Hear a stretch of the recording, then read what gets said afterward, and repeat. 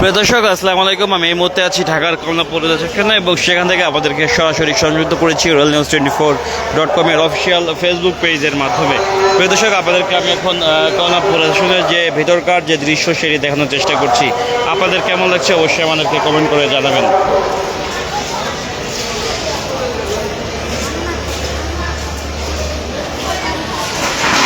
হ্যাঁ প্রিয় দর্শক, দেখতে পাচ্ছেন যে চিত্রা এক্সপ্রেস যেটি 6 নম্বর প্ল্যাটফর্ম থেকে খুলনার উদ্দেশ্যে 7:30 ছেড়ে যাওয়ার কথা রয়েছে, এখন যেটি 6 নম্বর প্ল্যাটফর্মে অবস্থান করছে, এবং নারায়ণগঞ্জ কমিউটার যেটি শহরতলির 14 নম্বর প্ল্যাটফর্ম থেকে নারায়ণগঞ্জের উদ্দেশ্যে 7:35 ছেড়ে যাওয়ার কথা রয়েছে, এবং কুড়িগ্রাম এক্সপ্রেস যেটি 2 নম্বর প্ল্যাটফর্ম থেকে কুড়িগ্রামের উদ্দেশ্যে 8টার সময় ছেড়ে যাওয়ার কথা রয়েছে, এবং দ্রুতযান এক্সপ্রেস যেটি 7 নম্বর প্ল্যাটফর্ম থেকে পঞ্চগড়ের উদ্দেশ্যে 8:45 ছেড়ে যাওয়ার কথা রয়েছে, এবং মহানগর এক্সপ্রেস যেটি 5 নম্বর প্ল্যাটফর্ম থেকে চট্টগ্রামের উদ্দেশ্যে 9:20 ছেড়ে যাওয়ার কথা রয়েছে, এবং দর্শক যে লালমনি এক্সপ্রেস যেটি লালমনিরহাটের উদ্দেশ্যে 9:45 ছেড়ে যাওয়ার কথা রয়েছে, এবং নারায়ণগঞ্জ কমিউটার যেটি নারায়ণগঞ্জের উদ্দেশ্যে 9:55 ছেড়ে যাওয়ার কথা রয়েছে। প্রিয় দর্শক, এই ছিল ঢাকা থেকে ট্রেন ছেড়ে যাওয়ার সময় কিছু লাইভ আপডেট, এবং যেখানে দেখতে পাচ্ছেন কোনো শিডিউল বিপর্যয় একদমই নেই, এবং যেখানে ওভারঅল যে 5টি প্ল্যাটফর্মে ট্রেন দাঁড়িয়ে রয়েছে, এবং যেখানে দেখতে পাচ্ছেন যে যাত্রীদের যে একটি সরগরম অবস্থা সেটি আমরা দেখতে পাচ্ছি। প্রিয় দর্শক, দেখতে পাচ্ছেন যে আসলে শিডিউল বিপর্যয় নিয়ে সরকার যথেষ্ট পরিমাণ আন্তরিক এবং খুবই গুরুত্ব সহকারে কাজ করছেন, যার কারণে আসলে শিডিউল বিপর্যয় হলে যে সরকারের যে সীমিত সম্পদ আছে, যে সীমিত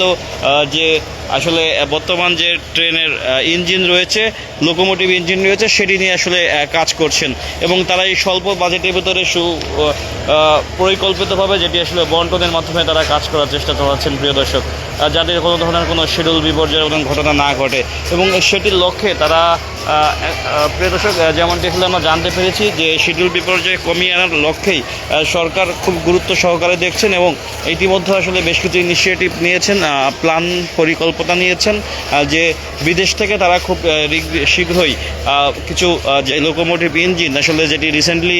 ইম্পোর্ট করার কথা রয়েছে, এবং যে সেটি ইম্পোর্ট হয়ে গেলে আসলে যে শিডিউল বিপর্যয় একদমই কমে আসবে, ঠিক যেমনটি আমরা আসলে জানতে পেরেছি, এবং যে বেশ কিছু আসলে আমাদের যে ট্রাকশন মোটর থাকে ইঞ্জিনের ভিতরের, এই ট্রাকশন মোটরের ত্রুটির কারণেই আসলে দেখা যায় যে প্রায়শই যে ইঞ্জিন বিকল হয়ে যায় এবং শিডিউল বিপর্যয় ঘটে। সেই ট্রাকশন মোটর জন্য কিছু পার্টসপত্র এবং যে ওভারঅল যে কিছু ইঞ্জিন লোকোমোটিভ ইঞ্জিন যেটি আসলে ইম্পোর্ট করার প্রস্তুতি চলছে, এবং ইতিমধ্যে 200 যে বগি রয়েছে সেই সকল 200 বগি ভারত থেকে আনার জন্য প্রস্তুতি চলছে। প্রিয় দর্শক, এই ছিল, এবং দেখতে পাচ্ছেন যে আসলে এই ট্রেনটি আসলে বাংলাদেশে যে রেলপথ দিন দিন জনপ্রিয় হয়ে উঠছে। আসলে সেই প্রায় 200 বছর আগে থেকেই যে বাংলাদেশে রেলপথ যে চালু হয়েছে, মোটামুটি সারা বাংলাদেশেই যে তখন একটা কানেক্টিভিটি ছিল সেটি স্বল্প মাত্রায় ছিল, বাট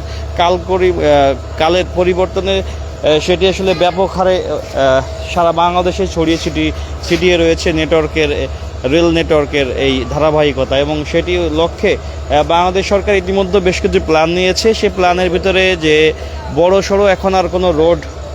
সড়ক করবে না, যেটি আসলে রেলপথকে আরও বড় করার পরিকল্পনা রয়েছে, কেননা রেলপথে যদি বড় করা হয় এবং ডেভেলপ করা হয় তাহলে যাত্রী সেবা সেটি খুবই চমৎকারভাবে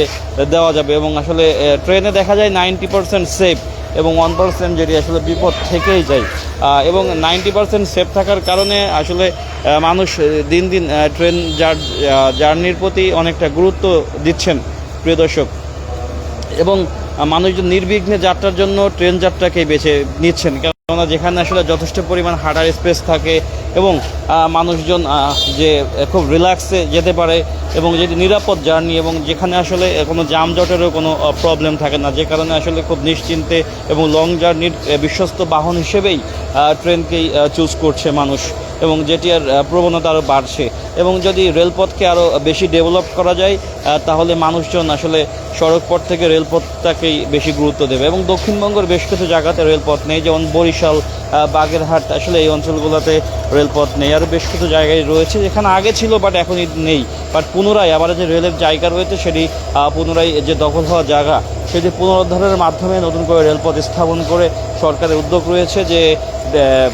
নতুন করে আরও বেশ কিছু জায়গায় রেলপথ এবং রেল লাইন যেটি সংযুক্ত করবে। এবং সেই লক্ষ্যে আপনারা জানেন যে ইতিমধ্যে আসলে যে একটি ঢাকা থেকে গোপালগঞ্জ একটি নতুন যে কমিউটার ট্রেন চালুর উদ্যোগ নেওয়া হয়েছে, সেটি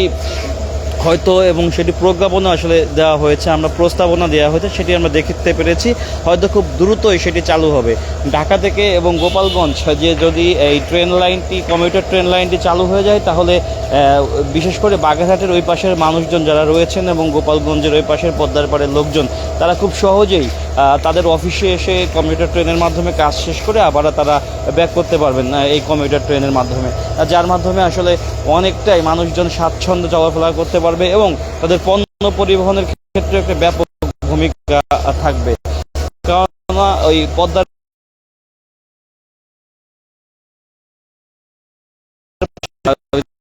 যে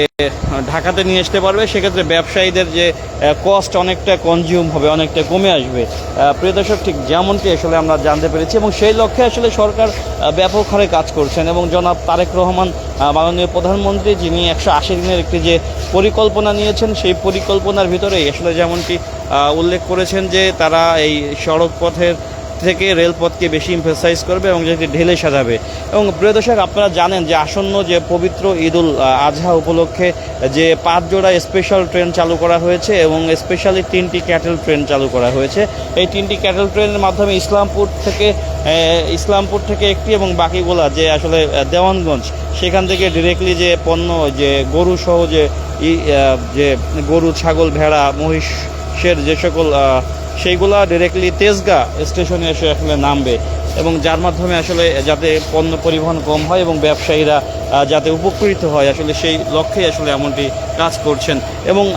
আজকে মাননীয় যে মন্ত্রী মহোদয় এবং প্রতিমন্ত্রী মহোদয় তেনারা আসলে যে মিটিং করেছেন ঈদ যাত্রার যে পূর্ব পরিকল্পনা হিসেবে যাতে নির্বিঘ্নে ঈদ যাত্রাটি হয় সেই লক্ষ্যে আসলে তারা কাজ করে যাচ্ছেন পুরোদমে এবং সেরকম নির্দেশনা দিয়েছেন যে রেলের প্রতিটি কর্মকর্তাকে যেন নির্বিঘ্ন ঈদযাত্রা হয় এবং যে স্বল্প যে আমাদের যে সকল ইঞ্জিন রয়েছে সেটি যেন কোনো ত্রুটি না হয় এবং সেইভাবে দক্ষ মেকানিক দিয়ে সার্ভিসিং করে যেটি রোডে আসলে নামানো হচ্ছে এবং বেশ কিছু ব্যাকআপ ইঞ্জিনও নিয়ে আসা হয়েছে বিভিন্ন জায়গা থেকে এবং 5 জোড়া স্পেশাল ট্রেন এবং 3টি স্পেশাল ক্যাটেল ট্রেন যেটি পবিত্র ঈদুল আজহা উপলক্ষে চালু করা হয়েছে। প্রিয় দর্শক, ঠিক যেমনটি আসলে আপনাদেরকে আমি বলছিলাম। এবং প্রিয় দর্শক, এই ছিল 1 নম্বর প্ল্যাটফর্মে এই মুহূর্তে কোনো ট্রেন নেই এবং ওভারঅল দেখতে পাচ্ছেন যে 6টি প্ল্যাটফর্মে ট্রেন রয়েছে, যেখানে কিছুক্ষণের মাঝে চিত্রা এক্সপ্রেস ছেড়ে যাবে এবং কমিউটার ট্রেন নারায়ণগঞ্জ, যেটি অত্যন্ত জনপ্রিয় একটি নারায়ণগঞ্জের বাসীর কাছে জনপ্রিয় ট্রেন নারায়ণগঞ্জ কমিউটার, সেটিও কিছু সময়ের মাঝে ছেড়ে যাবে এবং অন্যান্য ট্রেনগুলো দেখতে পাচ্ছেন যে বিভিন্ন প্ল্যাটফর্মে দাঁড়িয়ে রয়েছে, যেটি আমি লাইভের মাধ্যমে আপনাদেরকে দেখিয়ে দিয়েছি। প্রিয় দর্শক, এই ছিল সর্বশেষ। আপনারা যে যেখান থেকে দেখছেন ভালো থাকবেন, সুস্থ থাকবেন। আপনাদের কাছ থেকে বিদায় নিচ্ছি আমি কে এম আতাউর রহমান সানি। ধন্যবাদ সকলকে। আসসালামু আলাইকুম।